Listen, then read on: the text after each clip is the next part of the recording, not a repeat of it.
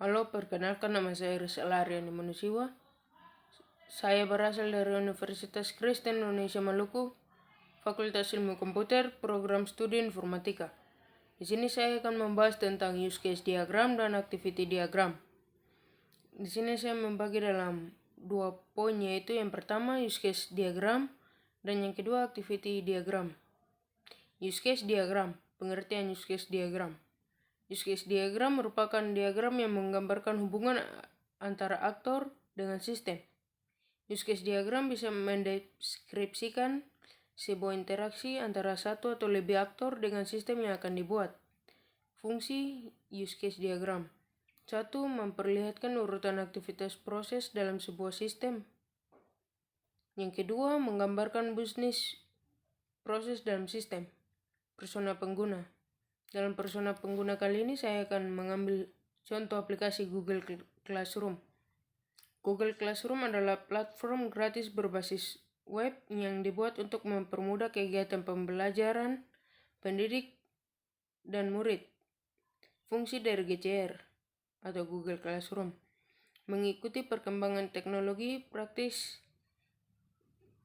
dan akses yang mudah, pembelajaran yang lebih efisien, melatih kemandirian bagi murid, bisa sekaligus andalkan fitur lainnya, bisa belajar dari jarak yang sangat jauh, wadah praktis untuk bertukar pikiran. Riset pengguna. Pandemi COVID-19 telah mengubah praktik pembelajaran dari tatap muka menjadi pembelajaran daring atau online. Oleh karena itu, dunia pendidikan dituntut segera menyesuaikan. Pendidikan tidak boleh berhenti hanya karena dampak penyebaran COVID-19. Salah satu media pembelajaran daring yang saat ini sedang berkembang dan mulai digunakan adalah Google Classroom. Google Classroom adalah suatu aplikasi khusus yang digunakan untuk pembelajaran daring dengan dilaksanakan dari jarak jauh dan dapat digunakan dimanapun. Dalam penggunaan aplikasi Google Classroom berisi layanan untuk pengguna seperti dapat mengirimkan tugas berbentuk dokumen, foto, dan video. Pembelajaran kepada siswa yang berkaitan dengan materi yang dibahas. Analisa kompetitif terhadap kompetitor.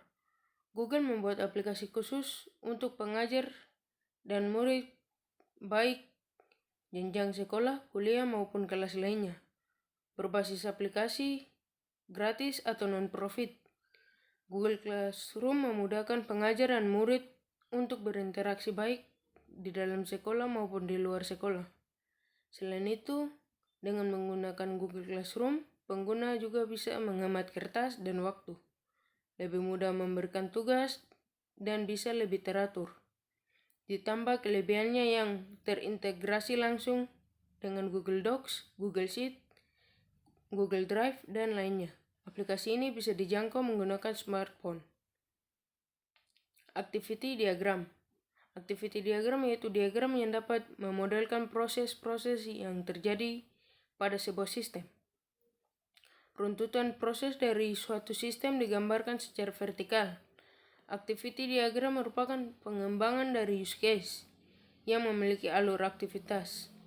Alur atau aktivitas bisa berupa runtutan, menu-menu, atau proses bisnis yang terdapat di dalam sistem tersebut.